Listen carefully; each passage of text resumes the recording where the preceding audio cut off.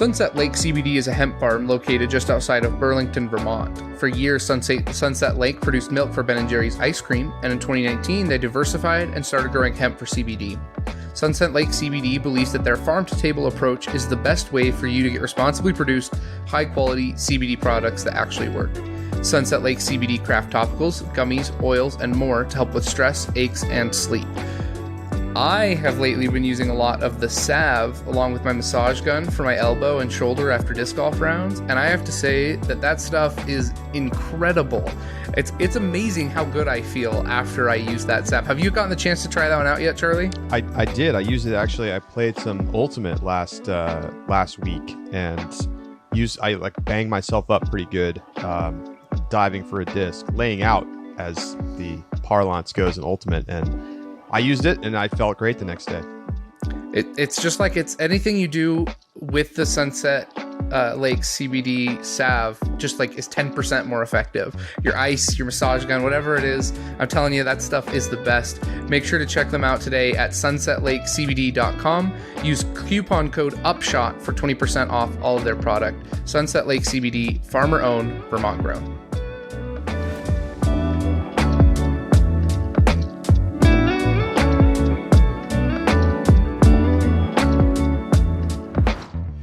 Welcome to the Upshot, Multi-World Disc Golf's podcast about the latest in the disc golf world.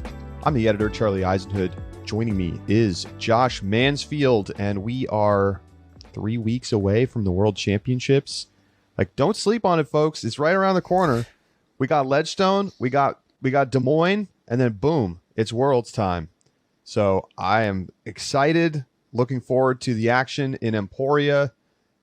But it was brutal to listen to Sarah Hokum be like, yeah, I'm not really excited to play those courses. It's like, ooh, is anybody?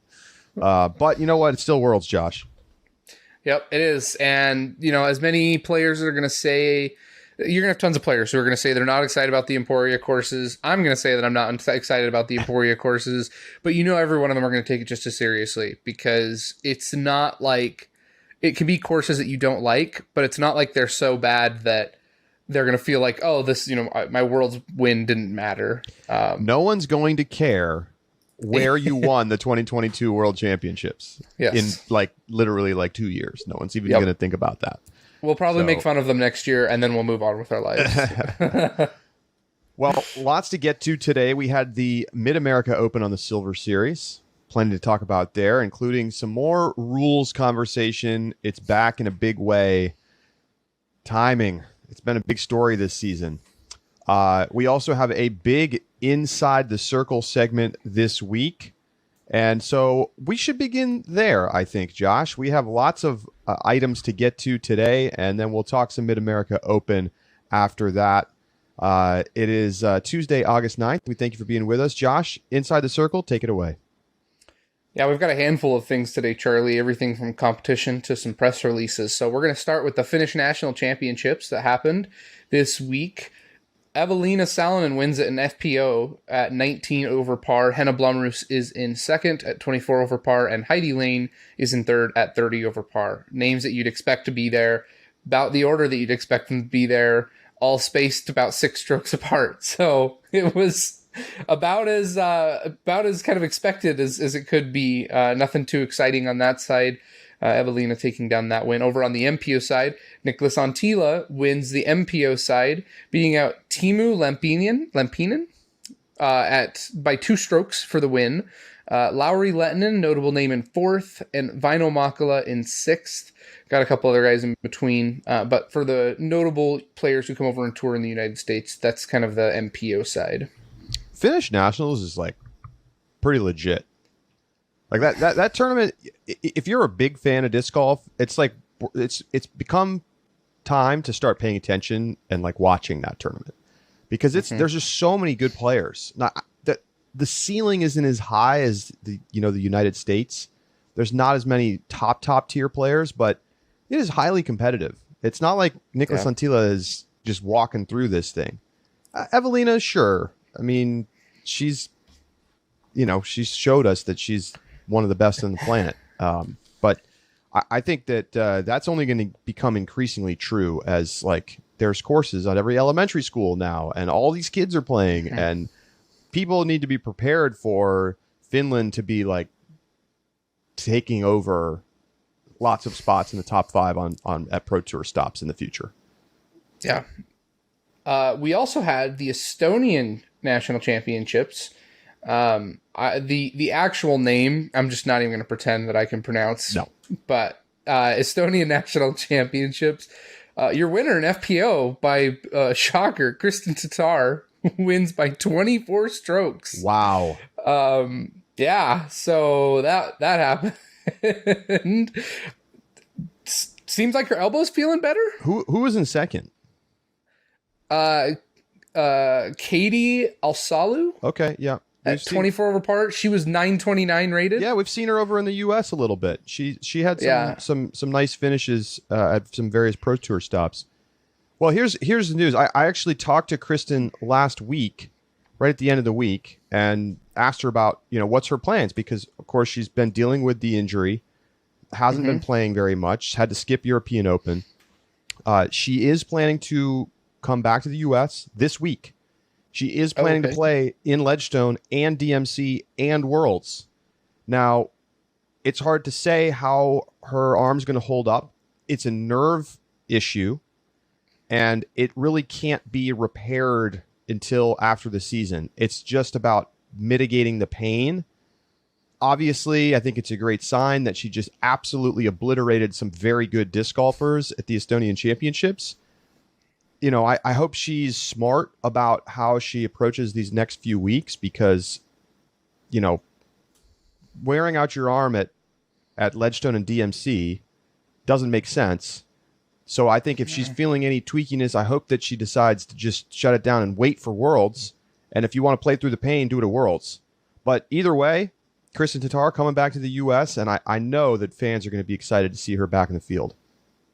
Yeah, without a doubt. And it's crazy because, so the course was a par 66. Kristen shot 4 of the 5 rounds that were in the 60s. There was one player, the player took 4th, Anelli, who shot a 67. After that, like second place though, didn't even break the 60s. It was not even close. She's so incredibly talented. And remember, when she's played in the U.S., she hasn't finished worse than second this season. It's so easy to forget. It's crazy. So she's coming back. She's rejoining the Pro Tour at Ledgestone this weekend. That's the plan. Your winner on MPO was Rasmus Metsema, who shot a 30 under for the win, winning by 6 strokes. He is only 999 rated. The MPO field was about as competitive as the FPO field minus Kristen. Definitely not as competitive as the Estonian national, or as the Finnish national championships, but still a big weekend. I think the most important thing for us, at least, is definitely the Kristen win. So. All right. Next on Inside the Circle is the announcement of the Wildflower Tour. The Wildflower Tour is going to be a tour of A-Series events in the... Well, I don't know if it's just A-Series. They're waiting for the release of the A-Series in order to put together the schedule, but they expect to have 8 events on the initial tour. This is going to be sponsored by Mint Discs and other local businesses, and it's going to be a tour that is exclusively run by women for women. And this is going to be happening in 2023 down in Texas. So look for the Wildflower Tour coming up next year. I think this is a cool thing. This is not probably going to crack into the, national consciousness, really. It's mostly going to be C tiers. But having these like little mini tours that are designed for some particular subset of disc golf, like what a great way to get Texas women's disc golf more involved and grow that scene. Having a tournament series that is not, just Pro Tour events, which that's great for a certain select group of players, but isn't appropriate for many others. But then being like, okay, we're running it for women. It's being run by women. We know the things that female disc golfers need to enjoy a tournament experience. I think this kind of thing is really cool. This is not a tour in the sense of a disc golf Pro Tour, but what it is a way to get people more involved in the tournament scene And I think that there's probably no better way to get, women's disc golf growing than something like this, as, we come off the women's global event this weekend. The other, I think, big thing about it is for the competitive players, the FPO players who play in this Wildflower Tour, I think it's a really good opportunity to decide, hey, yes, I could go to said Silver Series. I could. Sure. And I think tours like this are going to be the future. Affiliate tours are how you get a tour card. The winner of the FPO Wildflower Tour in 2023 gets a tour card for 2024. It's clean. It's easy. And now you just need affiliate tours like this all over the country. And I think it's a great opportunity and infrastructure. And it doesn't necessarily even need to be a tour card. It could be a slot at a Texas, DGPT event. Sure. But I totally agree. We need to have these kinds of qualifier build-ins to the main tour that gives people that sort of stepping stone opportunity, because it's not Silver Series. Like, realistically, Silver Series is not providing that purpose. Like, when you look at the top of 25 players at a Silver Series, you're like, oh, those are all touring professionals that I know. So we're going to need to have something that's a step lower than that in order to start funneling players towards the tour. Mm-hmm. Next up on Inside the Circle is the release of Fierce. Fierce is now available for purchase and can be watched. I know they're having the meet and greet, or the question and answer session is tomorrow. So if you want to participate, make sure to purchase access today. Fierce, remember, is Paige Pierce's documentary that is following her season on the 2021 tour. And it seems really exciting. You can purchase the show on Disc Golf Network. Fans can purchase it for $11.99, and current Disc Golf Network subscribers enjoy a 50% discounted price of $5.99. We are going to have a post up shortly that will have our proprietary link. If you purchase it through that, then it does benefit Ulti-World Disc Golf. So make sure to look out for that link if you have not yet purchased your show. And, Charlie, I'm really excited for this. I plan on getting access and making sure to watch it, and I'm planning on making sure some of my family watches it as well in an upcoming family event that I've got. So, I'm really excited about this. Yeah, it's debuting tomorrow, and we're gonna have a review/reaction on Thursday's show.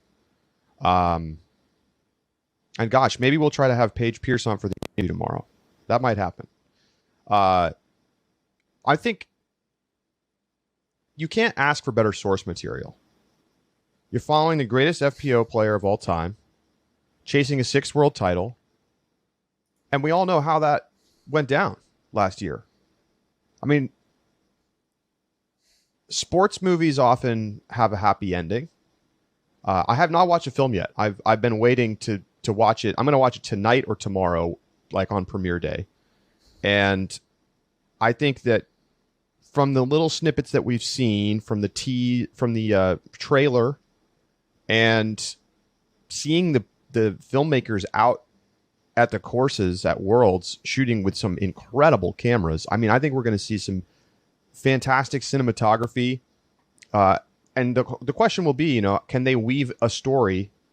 Can they put together a full story over an hour and 40 minutes? It's hard. It's really hard. Mm-hmm. But the source material seems extremely good. And I'll be curious to see kind of like, what is the through line? Is it about the growth of disc golf? Is it really mostly focused on Paige? But certainly excited to watch it. Here's a question, Josh. So for some context here, right? A lot of people, I think, expect this to be available for free somewhere, or like on Netflix or something like that. They're trying to get it released onto a wider distribution service like Netflix. But it turns out that you don't just say, hey, Netflix, here's my movie, put it on your platform. It doesn't really work like that. So Netflix tells them, we need to see evidence that people will pay to watch this. And not through just a general subscription service, but like that they'll buy a ticket to watch it. This must be some internal metric for Netflix that they know this sells subscriptions if we have this data. So that's why it's being rolled out like this, and you have to buy it through DGN, and you still have to buy it even if you are a DGN subscriber. Now, people are obviously not too happy about that, I've seen plenty of people who are like, I'm totally willing to pay. It's all good. I'll pay my $6 or $12 and it's fine. And I've seen plenty of people be like, how is it that we continue to have to pay more for content that I'm already paying for? And it's a fair point. I think maybe understanding why they're doing it that way will help you understand. It's like, but I don't know. I think at some point people get tired of being told like, help grow disc golf by paying more and more and more and more and buy this extra package on top of the package you already paid for. And I actually think this is like a DGN thing they need to think about. Like, how are you going to manage that? Because people aren't just going to continuously be willing to pay more for a subscription and then also have to buy the additional packages here and there, especially when it's kind of convoluted and difficult to figure out how to get access because of the way that the Vimeo backend works. Anyway, whatever. Like, you want to watch a movie, you're going to have to pay. So I want to watch a movie, so I'm going to pay. It's that simple. I think the biggest thing is it probably doesn't help that it's coming right off of the back end of the European Open that people had to pay for. Exactly. Right. Exactly. And I, like we talked about, you corrected me and said, well, we've known that you're going to have to pay for the European Open since the beginning of the season. I didn't remember that. Come on. Like, of course I don't remember that. I think one advantage might be, or better way to go about it is you need to have your Disc Golf Network subscription and you need to have like Disc Golf Network Pro, right? That maybe it's just a couple bucks more a month. Or it's just a one-time purchase. And it includes that kind of stuff. Right. So at the beginning of the season, hi, here's your subscription costs. You can pay up front for the year. You can also upgrade to Pro. That is a one-time purchase. The one-time purchase is $35. It includes the European Open. It includes access to this world's content. It has these camera streams available on USDGC, and it has this movie this year, or the Hard Knocks. I'm asking you for money again later in the season. Exactly. Yes. Just ask for my money up front. Let me know how much you want me to pay. And the other nice part, around holiday season especially, that's a really easy. I can tell my wife, I'm like, hey, for Christmas, just buy me this Pro subscription to the Disc Golf Network. Right. That sounds great. Right. It's really easy, that make it so that you can buy for a friend and have a code that they can redeem with and, advertise it as such as this, nice premium package upgrade. I think it's a really easy thing to do. It's hard, I think, though, because I don't know if we knew when Fierce was going to get released. I don't even know, right? I don't think that they were anticipating it rolling out like this. Right. I think, but at the end of the day, like the goal is to get it on Netflix or HBO or whatever. And the way to do that is to sell tickets. Yep. So, I don't know. Like, if you go to the movie theater, you have to pay to watch a movie. The Disc Golf Network should just create a ton of burner emails and just pay for the movie themselves like 5,000 times over. And then the money comes back to them, and they just cycle the same $100 over and over and over. We sold 1 million copies of Fierce. What is this? Disc Golfer 1, 2, 3, Disc Golfer 1, 2, 3, 4, Disc Golfer 1, 2, 3, 4, 5. Elon Musk is going to call out the bots. The bots. Oh man. Anyway, final point on Inside the Circle. Moving on from that, Patrick writes us in during the Women's Global event. I guess we'll start with the broader. The Women's Global event happened this past weekend. We had a total of reported 3,262 competitors. This is the highest ever for a global women's event. It was slightly more than 2021, though. I would almost call it negligibly more. Yeah, like 20 people more. Yes. But 3,200 plus again. Again, yeah. So similar number. But one of the exciting stories that come out of the Global Women's event comes from a listener, Patrick, who wrote in about Charlotte Christensen, played in, I believe it was in Utah, just in an A tier, and shot a not an A tier. It was a C tier. Shot a 987 round 2, which was the highest rated round of the weekend. And she is in FA 40. So shout out. Yeah. Shout out to Charlotte. That was I believe Charlotte's in the Ultra World Disc Golf Discord. Is she? I think I'm thinking of the same Charlotte. Okay. Yes. It's always hard to know because, you've got different usernames and such. But shout out to Charlotte on just an incredible performance. Yeah, that's awesome. Queen And of it's the a cool Hive. thing, right? So they basically give everybody a rating and over 2 rounds, and then they average the ratings, and then the winner is by rating, and it doesn't matter where you play. Mm-hmm. So, I mean, it's not a perfect system, of course. Everybody's playing different courses, but Sure. that's the beauty of ratings. It lets you to have sort of an apples-to-apples comparison. So, congrats to the winners. And really, it's not about winning. It's about participating in the event, and I just think this is such a cool event. Yeah. It hadn't happened last year. The previous time before last year was 2018, because they used to do it every 2 years. Got canceled in 2020, COVID, and then jumps back in 2021 with massive increase in participation and match those numbers this year. Yeah.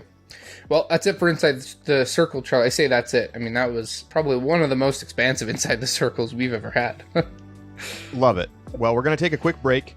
When we come back, we're going to talk the Mid-America Open, Alden Harris and Sarah Hokum's wins, slow play on the tour, and a whole lot more. Stay with us.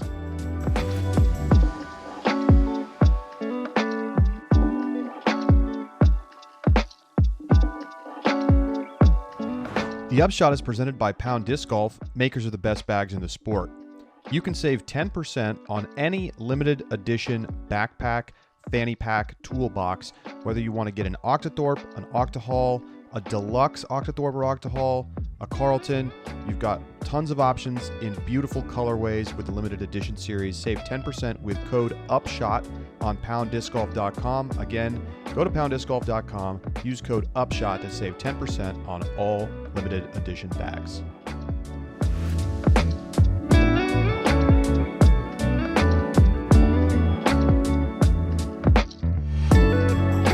Welcome back to the Upshot. Mid-America Open taking place on the Silver Series this past weekend. And, it's a late season Silver Series, and it felt like it. You're not seeing the big names out there. Top 5 players in FPO, not there. The highest rated player in MPO is Gannon Burr. Josh would know because he just automatically picked the highest rated players to win the tournament. Ooh. Look, Charlie, I picked the highest rated players to win the tournament. I got a first place out of Sarah Hokum, which means I get 5 points. I got a second place out of Gannon Burr, but his second place also means that I still win the over-under because Alden Harris is below 1031.5 rated. So you can make fun of me all you want, but I win this weekend, and there's no way you can cut it differently.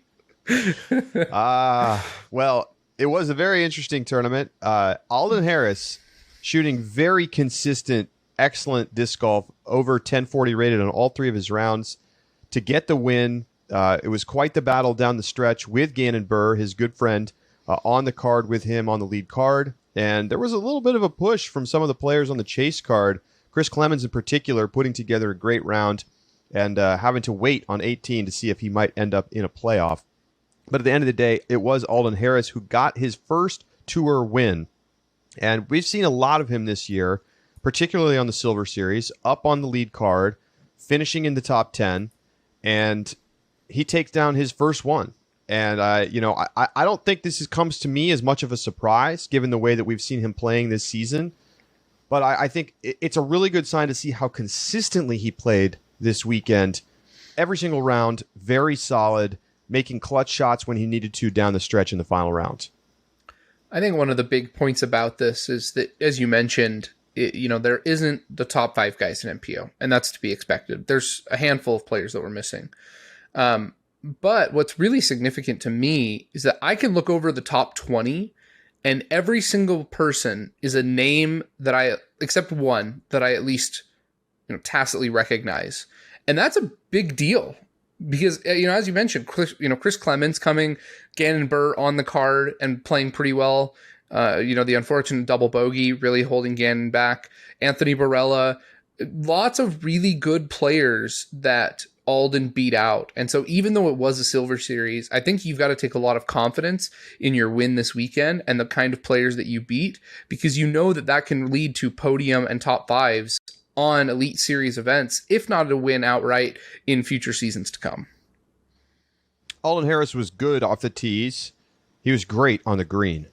missed just one circle one putt the whole weekend and shot 50% from circle two. And at Harmony Bends, as with any John Howe course, you're going to have to be able to hit some putts because you're not going to have a lot of opportunities where you just simply park the hole and tap it in. Sure, there's some par threes that are going to be very gettable like that, but on the longer holes, a lot of times you're going to find yourself with 20 to 45 footers, and you need to be able to knock those down. Certainly Alden Harris did that this weekend, and he was just super rock solid. Anytime he was in the circle, he was canning the putt. And that's a great way, I think, when you're fending off the charge, because it's not just it's the feeling of having the door open as a competitor, seeing a tee shot that maybe isn't perfect, it's not parked, and feeling like you might have a chance. But when you're so consistent, especially over the weekend, it's just a suffocating feeling, because anything inside of that 45 feet mark, like you talked about, it just doesn't matter. It feels as good as parked when you're playing as well as Alden Harris does. And that's just a really excellent way to prevent especially same card pushes from players who are playing with you and can see it.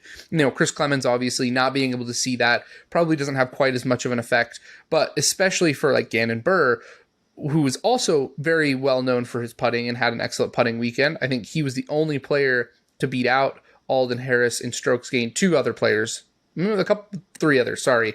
Corey Fulkins in 46th. Was the highest in strokes gained on putting, but then it was Gannon Buhr, Jeremy Colling, Alden Harris. So, Gannon Buhr about a stroke more than Alden Harris. So that is Gannon's advantage, right? We've always known that. We know that he is an excellent all-around player. He's an amazing putter. And so for Alden Harris to be able to take that away from him is something that absolutely is critical when it comes to fending off the charge from Gannon in that final round. Yeah, and honestly, Gannon played well. Mm-hmm. Gannon played really well. I mean, he certainly could have won this tournament on a different weekend. He shoots 7 under in the final round. And, you really look back at hole 10 when he takes the double bogey as the thing that kind of derailed his chances from winning the tournament. Now, it still ended up close because Alden Harris took a bogey on 17. His tee shot was way off the fairway. And then it was a little bit of a struggle moving up the fairway, but he really made some clutch shots to just save bogey. Mm-hmm. And that meant it was a one-shot lead going into 18, and Alden Harris couldn't have played it any better than he did. I mean, just 2 picture-perfect shots up to the approach. It's a par 5, and he had about a 100-footer, just a little jumper to the green. And, there was water, there was drama, but at the end of the day, it was pretty drama-free birdie, and he didn't even end up needing the birdie because Gannon missed his birdie putt. So, very impressive stuff, and it was pretty cool watching.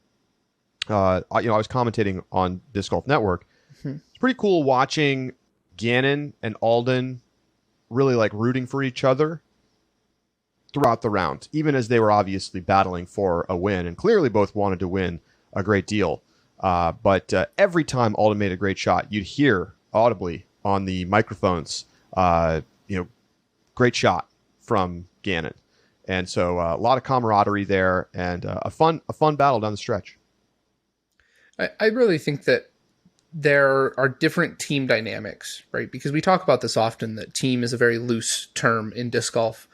And it's interesting because I actually saw a Facebook post on like Disc Golf Discussion, or one of the groups on Facebook, of someone who less familiar with the professional side asked the question, so is disc golf like a team event at the professional level? And, a lot of the comments were laughing, right? Like, where did you get this idea? But I think, like you mentioned, if you watch this weekend, there was a lot of talk about the Prodigy players together. As you said, Gannon was audibly cheering for Alden. You could tell the camaraderie was there. And so you could understand how somebody brand new to the sport comes in and sees these two Prodigy players and their interactions with each other. And you could understand why you might think that the team aspect is bigger than it actually is. And I think that's something that's a unique dynamic, and one that it varies based on the teams. But it's clear that Prodigy has a lot of incredibly young players. Gannon Burr, Isaac Robinson, Alden Harris, and those young and up-and-coming players, I think, are going to develop a sense of camaraderie around their shared experiences that are probably pretty similar to each other, as opposed to teams that have a little bit more diverse of a group and players who are better established on the tour. And I think that's something that makes Prodigy a little bit unique right now. Well, Alden said in the post-round interviews that he actually asked Gannon on 18, do you think I can jump this? Because he was kind of like right in between like a jump putt range and an approach shot. He like asked him that. Like they're stroke separated on 18, the final hole of a 3-round tournament, hole 54. And he's like, hey, do you think I can jump this? And Gannon's like, yeah, you can jump it. You should jump it. So he jumped it, and then he won the tournament. Like, it blurs the line a little bit, to be honest. Like, that's kind of a strange interaction to have when you're, battling for a win. But I mean, I think you see that on tour sometimes, and certainly like great sportsmanship all around from everybody. Chris Clements played great. He was dialing up the, lefty lines, and Harmony Bends is just a sweet course. Like, I think I understand why it's not yet on tour. I mean, it was hard to get a feel for like what the galleries look like, but it was not massively attended. This was not D-Glow. Like, there were definitely not that many people out there. It could have been more than it felt like because of just how people were spread out. But, the course has a tendency to flood. They couldn't play the course last year because of flooding. There's really nothing that they can do about that. So is it too risky to have an Elite Series here? Or is it worth rolling the dice on it, Josh? No, unfortunately, I don't think so. If we were at the stage where we were hurting for good courses to be on tour, then maybe we could talk about it. But that's not our problem right now. Our problem is trying to find a tour that, appropriately highlights all of the amazing courses that are available. And there are many that aren't even a Silver Series. And we've talked about this before. You should not be burning a slot at the elite level on a course that may not be playable 50% of the time, and you just have to pull out an alternate. I don't think that's really fair to players. I don't think that's fair to fans, unless, I don't know, is there another elite level course next door? No. Yeah. So the alternative is not great. Yeah. Because I remember when they had to dump it last year, they went to like a little pitch and putt, and it was like, right. This is not worthy of being an event. So things will always happen, right? There are always concerns and considerations at tournaments for weather and other reasons. But when you reliably know that this course may not be available come time of this tournament, that's a problem. Especially if you move to the Elite Series, the scheduling is even more dictated outside of your control based on geography. And it may be at a very, you may not get the times that are the least likely to flood. You may be stuck right in the prime of flood season. I don't know what flood season is here. I think they moved the tournament specifically to get it out of the rainy part of the year. But there's just always the risk that you have summer thunderstorms come through the day before the tournament and it dumps an inch of rain and then you literally can't play the course. Yeah, no, but it's a wonderful course when agreed. It's like it was this weekend. It was hot and it was dry. Well, I guess I shouldn't say it was dry. It was humid, but the course was dry. Right. And there's just so much variety in shot making required. Like, you have cool, really like ace friendly uphill par threes, and you have 4 par fives that are like legit par fives that are difficult to eagle, but it's like possible. It's a great course. I think there's some holes where it feels a little bit like you kind of just got to throw down and hope to miss trees. But for the most part, you have just such variety. You have snaking creeks across fairways that like make landing zones interesting. Really cool to watch. Yeah, it really is an excellent course, and it's unfortunate about the flooding issues because I really do enjoy this. It's a course that I definitely want to go play, though. I think this is one that I would enjoy a lot. It would eat my lunch, but it would be a lot of fun. Yeah. Gannon Burr continues his tremendous season. He's in 4th in the Pro Tour standings. Alden Harris right in the thick of being qualified for the Disc Golf Pro Tour Championship. This only helps that cause. Anthony Barella was looking like he might pull off some magic there for a little bit, Josh. Had an awesome start, gets the first 4 birdies. He's 6 under through the front 9, but then gives back a couple. Bogeys 10, bogeys 12, has a 4-hole stretch where he doesn't get a birdie.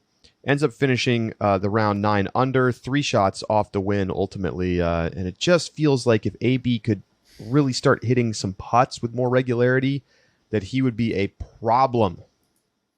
He's got to get on the putting practice screen and work because it's what's holding him back right now. Yeah, I mean, he's one of those guys that we've talked about who have the distance, but just not the complete game yet. And it needs to be elevated if he wants to be competitive week in and week out. He threw some insane shots. Always does. he had a scramble shot that on, I think, the second par 5, when he was way out of position, and then he threw it directly into a tree like 15 feet in front of him. So it's his third shot on the par 5, and he puts himself in position for birdie from a position that is just insane. Right. You're talking about just saving par. What an entertaining player to watch. Yeah. So Kevin Kiefer, we got a little look at. He had made some nice moves. Eagled hole 9, was mixing it up. And we got some new names up at the top as well. Evan Smith making the lead card. Unfortunately, Evan Smith did not have his best round.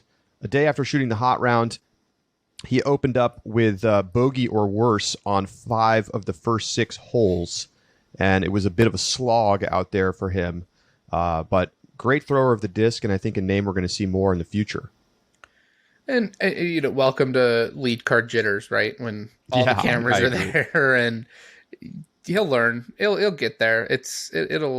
But we'll come back to Evan because I think Evan's presence on the card did not help alleviate a problem that I know we're going to talk about after we talk about FPO. Yeah, really quickly on FPO. Sarah Hokum getting the win. She wins by 5 strokes over Kat Murch. And she made it interesting because she came into the round with a 4-shot lead and then immediately gave it up over the first 3 holes. But stayed steady as a veteran does, and then did not bogey again until hole 13. Got a couple of birdies along the way. And Kat Murch just unable to get enough birdie looks, basically, at any point in the round. Did not birdie until hole 15. And so by the time she started to card a couple of those birdies, Sarah Hokum was already too far ahead once again. It was kind of a clunky round in FPO because nobody was playing particularly well. Nobody was making the key shots that they needed to make in order to try to push for a win. There were some moments here and there, but mostly Sarah Hokum just stayed steady and nobody else was able to take it from her. Yeah, I mean, the 953 rated final round is below Sarah's rating, but as you said, it's probably below in part because she just didn't need to do anything. After her rough start, she started getting a little bit of birdies, and then it just kind of settled down, and as you said, nobody else was playing particularly well. The 974 rated round 1 and 2, pretty good to see out of Sarah. Yeah. It is, like we talked about, a little bit of a lighter field, but 974 is still good golf. Sarah, is as competitive as this year's been, and so we haven't seen Sarah at the top as much. She still plays just as well as she's ever done. So, on a wooded course, Sarah Hokum still in the mix. And I asked Brian Earhart on the broadcast, can she win another world championship? It's been 10 years since she won one. And he said, absolutely. If we go to Charlotte for Worlds or something like that, like she can absolutely win. Now, is she going to win in Emporia? Probably not. Could she win in Vermont next year? Possibly. Probably not. The problem for Sarah, there's always going to be a course that has a lot of distance required. Yep. And, can she do enough to make up the difference on the more wooded course? I don't know. But still has it. Still has it. Still has it. Young Gun's not taking her off the top yet. And what a legend on tour.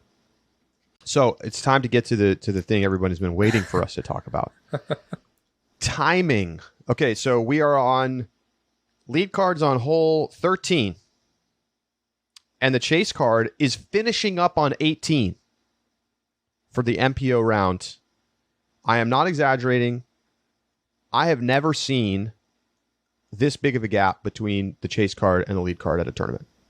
Now, there were no backups, but there was some incredibly slow play, which, it was a confluence of factors, and we can kind of talk about the various things going on here. So Evan Smith was struggling a little bit, and that meant he had to make a lot of shots, and a lot of them were from bad positions where you kind of have to figure out, what's the line, what's the shot, what am I going to throw? I'm going to throw some crazy roller out of here. And those things take time. But we also had occasionally pretty slow play from Connor O'Reilly and particularly Gannon Buhr, which, not a surprise to hear that Gannon Buhr is playing deliberately. And people were getting pretty upset about the pace of the round. And I certainly understand that.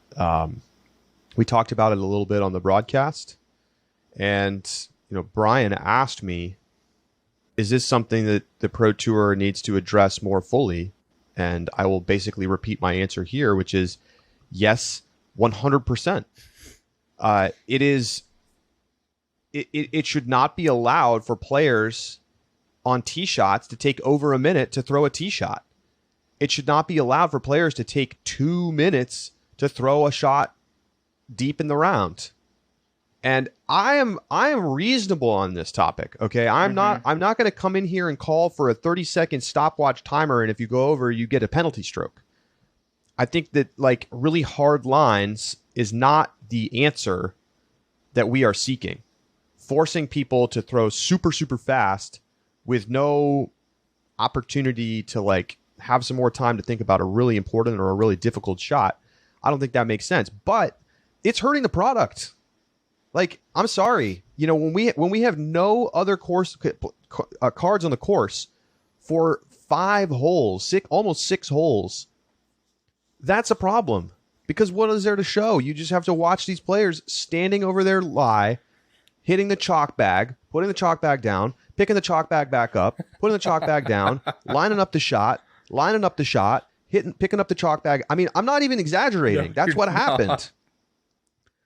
So I understand that different players are going to play at different paces, but the problem is that there's only so much you can do as a DGN on the production side and as the commentators to fill up that space with interesting stuff. Yeah, especially when there's no one else to throw the shots. No one else on the course. Right.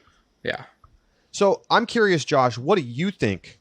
We've obviously talked a lot about time stuff this year, and Nico getting called for time, and he blows up at the official and gets DQ'd and, might face further suspensions.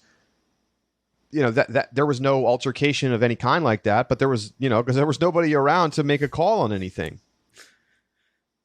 Yeah. One quick side note. I checked this morning. Nico's suspension has not been listed on the PDGA disciplinary report yet. So we'll have a weekly Nico check. It was updated this morning, but no Nico name on there yet. So, okay. All right. Good to know. Anyways, back to Gannon though. I jumped onto social media because I wanted to see. It was egregious this weekend, and so I jumped onto socials just kind of keep an eye on what people were posting, and I saw a couple of themes.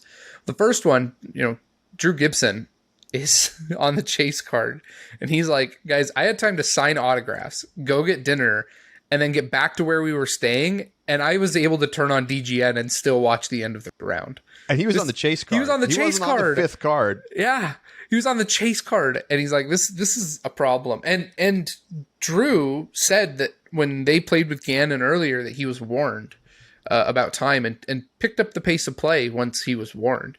And so this has been a couple times that Gannon has been warned for the excessive time, and he typically responds pretty positively. Not only does he take it with grace, but he also actually makes adjustments. And so he's willing to do that. That's something, number one, that I think is an important point to Gannon as a player and his character. Second point, though, and this is the point that I've always said, Disc Golf Network is not disc golf. It's entertainment. They're not in the business of trying to produce the best disc golf possible, the highest round ratings. They're in the business of trying to sell subscriptions to watch said disc golf. And so even the people who, say, well, give Gannon all the time in the world because it leads to better disc golf. We got an email that said that. I saw a couple people on social media saying that let him have as much time because it makes for exciting disc golf. The problem is it doesn't, right? The delay outweighs the interest of the closeness of that round. And I saw at least half a dozen tweets, posts on Instagram, posts on Facebook of people who said, it's now hole 9 and I won't watch anymore. It's now hole 14 and I just don't care enough. It's hole 15 and I'm just not watching the rest of this. People who are just not interested in spending hours and hours of just watching the chalk bag. Yeah. The problem is the chalk bag just makes it even more ridiculous because you can just watch for, okay, how many times is he going to pick up the chalk bag now? Yeah, it's a drinking game. Right. That's right. It's so antithetical to the goal of the Disc Golf Network. Right. To allow that kind of egregiousness when it comes to the time violation, because it just isn't entertaining. And that's the point I'm always going to make. Regardless of the competitive fairness, regardless of the competitive side, that's not the discussion about a pitching clock either. It's not why the MLB wants to institute a pitch clock. It's because entertainment is a critical factor in the business side of this. And you have to get people watching. The rules in professional sports reflect the needs of the audience as much as they reflect the needs of the game itself. Absolutely. Okay, so when you look at rule changes across sports, you're going to see changes that are designed to make the game more watchable. Mm-hmm. Yeah, I could go through countless examples, but golf is doing this now. Mm-hmm. They're playing ready golf. Instead of waiting for the whoever's furthest back, there's points where they play ready golf. Or you can take a drop in the fairway and take an extra penalty stroke. Now, some of this stuff's still experimental, but they're working on pace of play issues because they know it's a problem on the PGA Tour.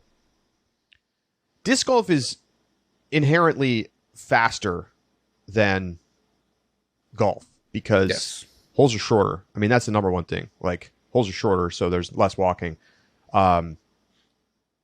And generally, there's plenty of players who play with plenty of pace. But whatever. Let's focus on the context of our own sport. It was too much this week. Okay? There was too much time being taken, particularly on tee shots. You should never, ever be taking more than 30 seconds. What is it that you need? The shot. You've been here before. You've practiced it 10 times. Why do we need... What are you waiting for? Throw. Now... Down the stretch on hole 17 and 18, when you're in a one-shot battle, you could take 2 minutes for a shot. I'm cool with that. I really am. I'm cool with that. Down the stretch, Gannon took a really long time for I think the really critical shot on 18, when he was trying to approach the green and have a birdie look. I mean, it was a very tough shot, and he took 2 minutes. I didn't clock it or anything, but it was a long time, and that's okay. Because that is dramatic. That is interesting. There can be those moments. But it's when it's happening on hole 12 for a routine shot. Come on, throw it. And the question, of course, is, what is the solution? Okay, so I want to bring in something that Jeremy Colling posted over on Facebook. He said, IMO, the DGPT, Silver Series, and Majors should have an altered set of rules that translates better to the level of play on tour. I have a suggestion regarding a potential change to the 30-second rule. A, each player is permitted 45 seconds to throw. The same rules are applied as to when that time begins. So, when it's your shot, basically, and you're over your lie. I forget what the wording is. Yeah, your lie is established, and it's free of free of people in the fairway. Exactly. Yeah. Each player is permitted 2 extensions per round, which they must announce themselves before the 45 seconds is up. At that point, they're given an extra 30 to 45 seconds to perform their throw.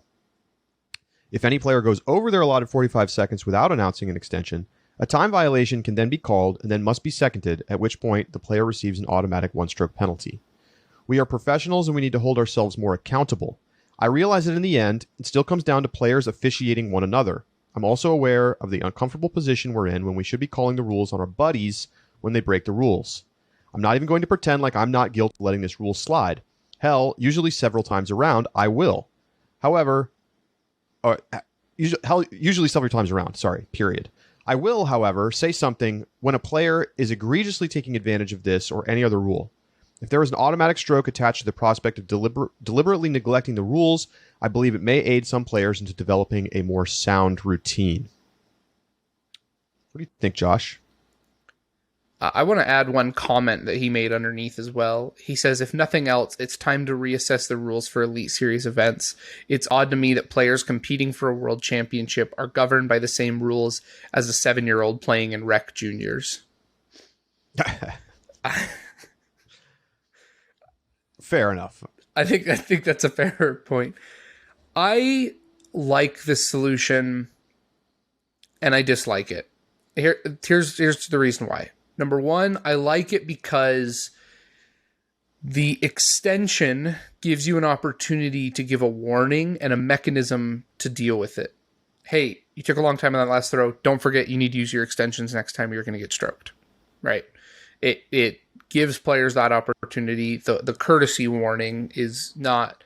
there's no ifs, ands, or buts about it, right? It's just, hey, don't forget to use your extension, because there is no such thing as a warning when it comes to the time violation now. It's just the stroke. So you don't have to warn them first before you give them the stroke. The second point that I make is that I think that the idea of making it an automatic stroke probably disincentivizes players to calling it. Right.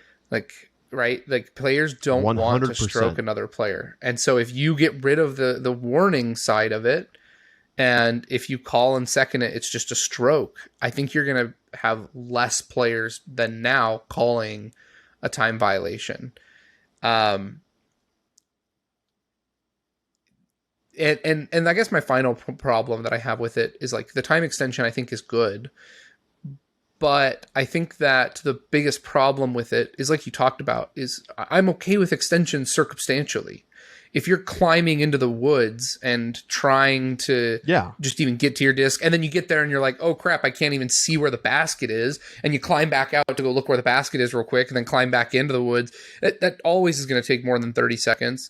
And that might happen more than twice around at some tournaments. Welcome to Northwood Black, right? Like, that's the problem. And then like you said, the lead card. If you're on, 6th card and coming into the 18th hole, I don't think you need 2 minutes for your upshot. If you're on lead card down by a stroke, then you probably need 2 minutes for your upshot. And I don't know how to you can't circumstantially write that into rules. And so I like it. I like the proposal. I want more people to come up with ideas and solutions. I think the best way to do it, and I think this is a solution I'm probably going to stick with, is I think you need a marshal for every, maybe say 3 holes. So you have 6 holes. And if you have a player that's being egregious in time, you just have a phone number that you text the marshal, and the head marshal, who then disperses it. You say, hole 6, Gannon Burr time. And that's all your text message says. The marshal sends someone over to Gannon's card and then comes over and just hangs out. And the presence of that marshal should say to Gannon, oh, okay, pick it up. There's an issue with time. Move it along. Somebody said something. I need to move it along. And then the marshal can also, all right, I've noticed what looked like an abuse of the time rule, starts the timer on the next shot. And for the next couple holes follows it. If he thinks the issue is corrected, he doesn't notify the next marshal. If he's still concerned about it, you notify the marshal ahead. It is a fair application of the system that only requires 7 volunteers total to cover an entire course of 18 holes. And I think in my opinion, it's the best solution I've been able to come up with. I mean, you could even do just 2 marshals or something like that. Because, Sure. Here's the thing. Where do we care about this the most? We care about it when it's causing backups, number one, right? Which affects both the experience of players and fans. And number two, we care about it when it's happening on one of the top 2 to 3 cards and it's affecting the broadcast. This is when we care about it. Like, let's acknowledge that if the first card out of the day is playing slow, nobody cares. Yes, it is a different thing for them than it is going to be for the people on the lead card. Okay? It just is. Right. And deal with it, right? The rules should be the rules, right? There should be clear rules about this is how much time you have, but like the application and enforcement of the rules is probably going to be more strict on cards that people are watching because this is an entertainment product, right? Let's talk specifically about Disc Golf Pro Tour, right? This is a professional sports product. This is not just a PDGA tournament, right? They are presenting this for fans. The problem with Germ's concept, which conceptually I think it's fine. Yep. You still have to have somebody call the infractions. And that is not happening. How many times must we say it? You can tinker with the rules all you want. If people won't call the fouls, people won't call the time violations, it doesn't matter what the rules are. You could say people have 10 seconds, 40 seconds, 3 minutes, an hour. It doesn't matter what the rules are if people won't call it. So you have to have third parties. And it's very clear to me that pros just aren't going to consistently apply these rules to their card mates. They're just not going to do it. And who knows? Maybe Alden Harris was like, dude, Gannon, pick it up, dude. But they're friends.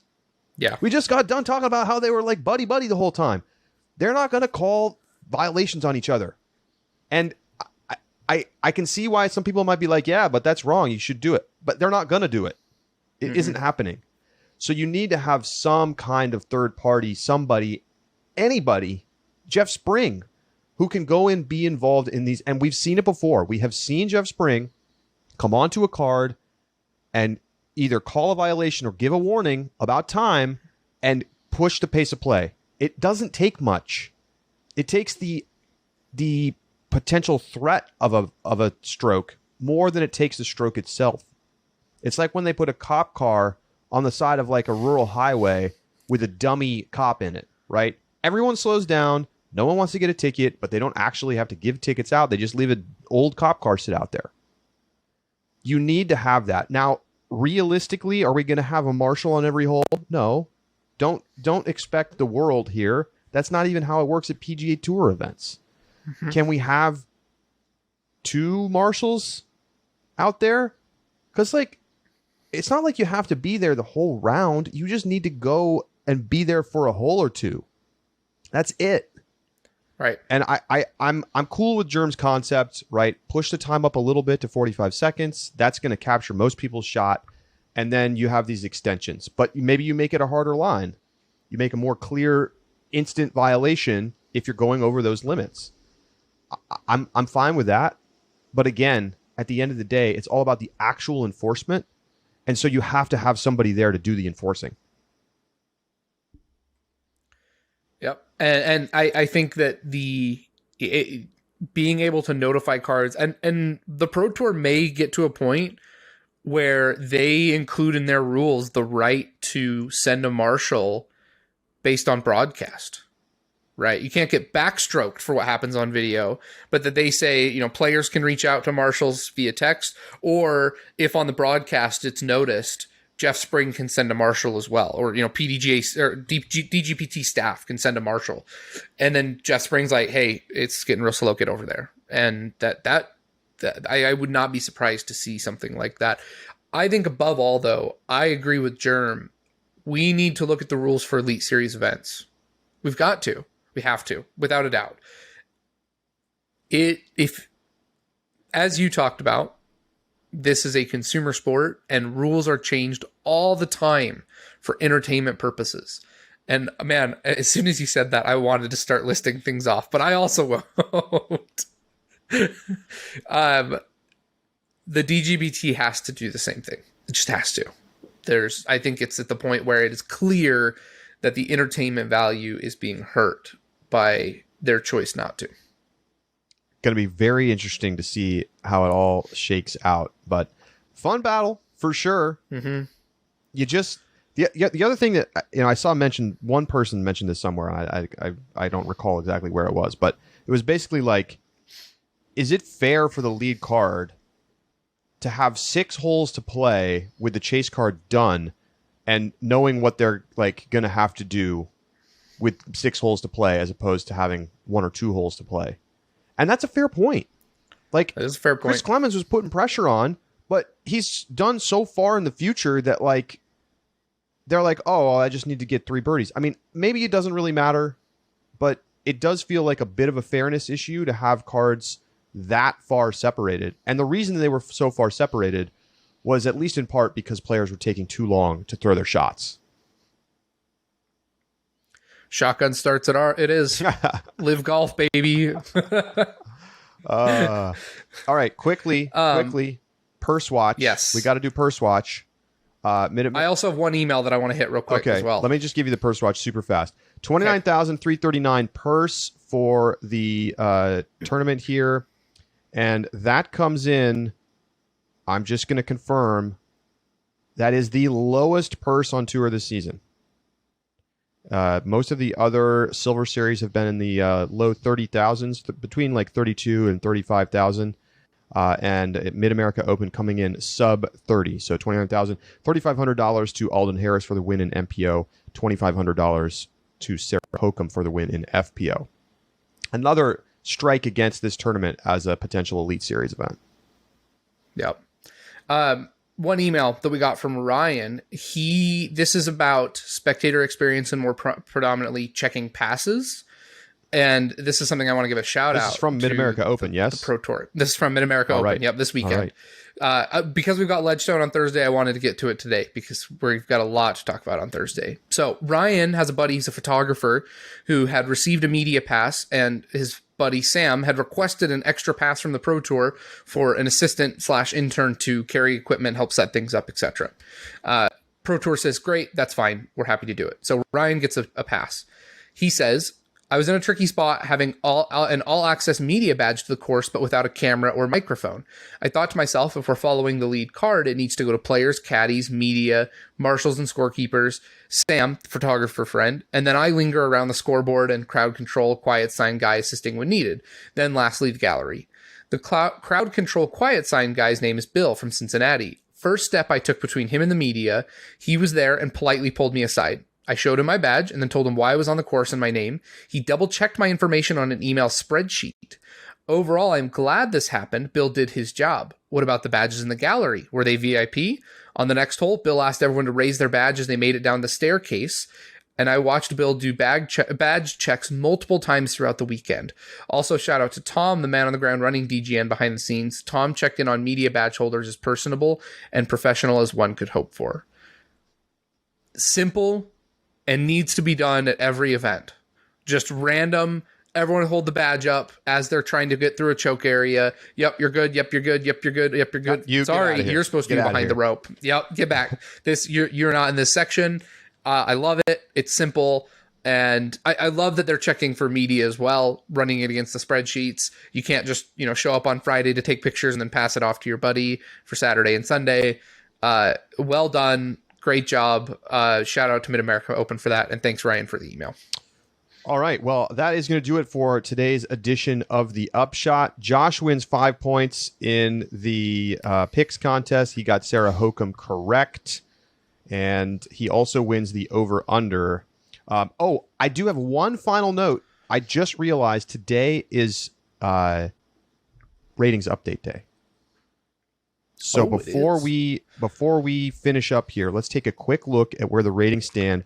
Big note today, Gannon Burr cracks the 1040 club. He is now 1040 rated, joining Calvin Heimberg, Matt Oram, Chris Dickerson, Paul Macbeth, Ricky Wysocki, and the highest rated player in the world right now, Eagle McMahon, 1055.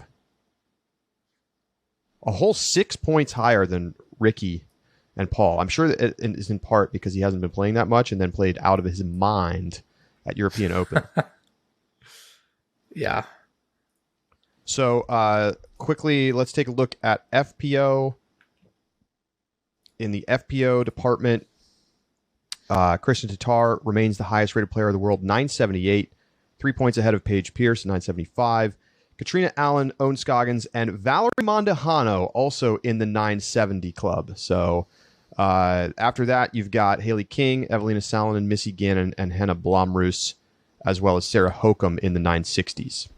So nothing huge this week, but congratulations to Gannon Burr for getting to 1040. That's a real milestone. Yes, it is. Big deal. All right, that's going to do it for today's edition of The Upshot.